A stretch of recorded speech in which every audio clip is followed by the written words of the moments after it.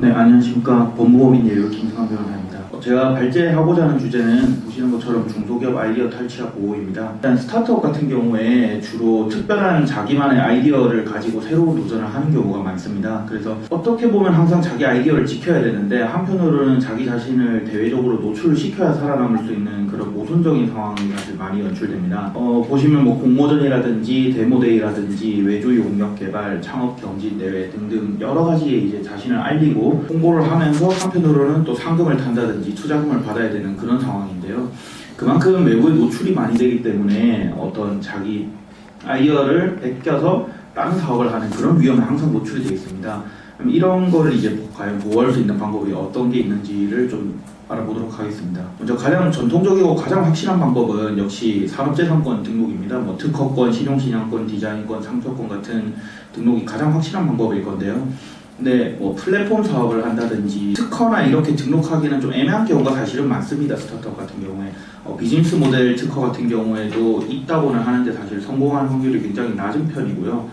그렇다 보니까 산업재산권 등록을 못하는 경우에 어떻게 그러면 아이디어를 보호받을 수 있는지에 대해서 좀 이제 부정경쟁방지법에서 최근에 개정이 좀 있었습니다. 작년 7월에 이제 시행이 됐는데요. 먼저 개정된 사안을 살펴보면 나목다목 같은 경우에는 이제 이렇게 괄호 안에 제가 밑줄 쳐놓은 부분이 주로 추가가 됐었는데 영업상 표지에 대해서 상품 판매, 서비스 제공 방법 또는 간판, 외관, 실내 장식 등 영업 제공 장소의 전체적인 외관을 포함한다라고 좀 더 구체적으로 그 영업상 표지를 설명을 하고 있습니다. 이게 외국에서 흔히 트레이드 드레스라고 하는 부분인데요. 쉽게 예를 들면 코카콜라 했을 때 어떤 그 콜라병이 떠오른다든지 그런 것과 같이 그 상표나 이런 건 아니지만 가장 대표적인 상품 이런 것들을 트레이드 드레스라고 합니다. 근데 중소기업이나 스타트업 같은 경우에 이 나목, 다목을 적용받기가 좀 힘든 게 국내에 널리 인식된 이라고 하는 판례에서 말하는 주지점용성 요건을 좀 충족하기가 어려운 경우가 많습니다. 뭐 예를 들어 나이키라든지 루이비통이라든지 이 정도는 돼야 거의 주지점용성을 인정하는 경우가 많아서 나목다목으로 좀 보호받기 어려운 경우가 많은데 그렇다면 이제 차목을 한번 살펴봐야 됩니다. 국법이 이제 차목 같은 경우는 카목으로 이동을 해버렸고 현재 이제 차목은 신설이 됐는데요. 이게 이제 제가 말씀드리고자 하는 아이디어 탈취 부분입니다. 부문을 천천히 읽어보면 이제 거래 교섭 또는 거래 과정이 필요하고 그 다음에 아이디어가 제공이 됐는데 그것을 부정 사용하는 이런 요건이 필요합니다. 이 경우에는 근데 이제 거래 교섭 또는 거래 과정이라는 게 보통은 그냥 말로 또는 뭐 술자리에서 이렇게 이루어지는 경우도 많아서 이 부분에 대해서 좀 많이 자문을 하실 때는 문자든 메시지든 어떤 통화 녹음이든 그런 증거를 거래 교섭 과정이었다라는 증거를 좀 남기는 게 필요할 것 같습니다. 이 부분과 관련해서 특허청에서는 전직 직원이 뭐 어떤 아이디어 탈취를 했다 이런 거는 거래 교섭 과정이 아니라고 해석을 하고 있는 중입니다. 근데 이 조항은 지금 신설된 만큼 아직 법원의 해석이 정확하게 나와 있지는 않기 때문에 추후 법원에서 어떻게 해석할지에 대해서는 좀 더 살펴볼 필요는 있습니다. 제가 최근에 한 실제 자문 사례인데요. 이 스타트업 분 같은 경우에는 공모전에서 굉장히 뭐 상을 많이 탄 스타트업이었습니다. 근데 이제 좀 상도 많이 타고 잘 나가는 것 같으니까 누가 접근하면서 자기가 이제 지방에 좀 사업 기반이 있는데 뭐 지점처럼 이렇게 지방에 오픈을 해서 같이 동업을 하는 건 어떻겠냐 이러면서 접근을 한 겁니다.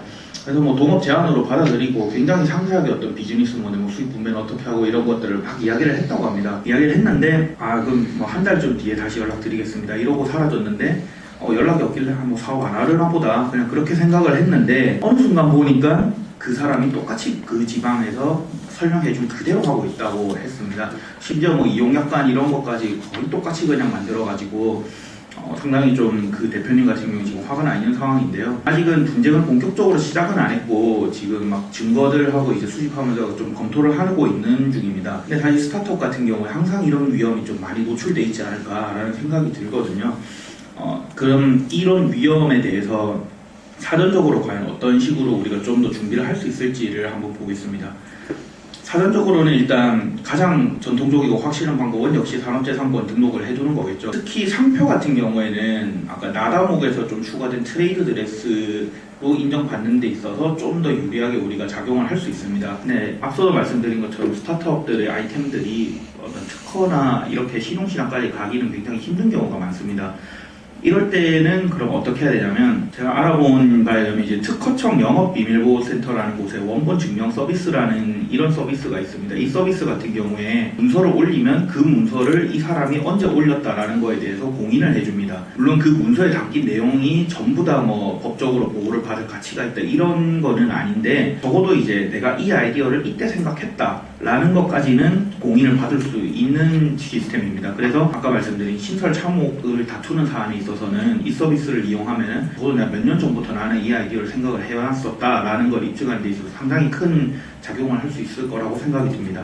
사전이 나오면 당연히 사고가 나오겠죠. 사후구제소장 같은 경우에 일단 뭐 가장 우리가 생각하기 쉬운 거는 당연히 민사침해금지 소송과 이제 형사고소가 있을 겁니다. 근데 형사고소 같은 경우에 나다목은 지금 형사고소와 처벌 규정이 있어서 가능한데 참혹은 신설 참혹과 그 불법 참혹 모두 다 지금 형사 처벌 규정은 없습니다. 그래서 참혹 같은 경우에 형사 고소가 지금 어려운 아예 불가능한 상황이고요. 그래서 이제 지금 요즘 특허청에서 부정경쟁 행위 신고 센터라는 거를 만들어서 좀 조사를 해주고 있습니다.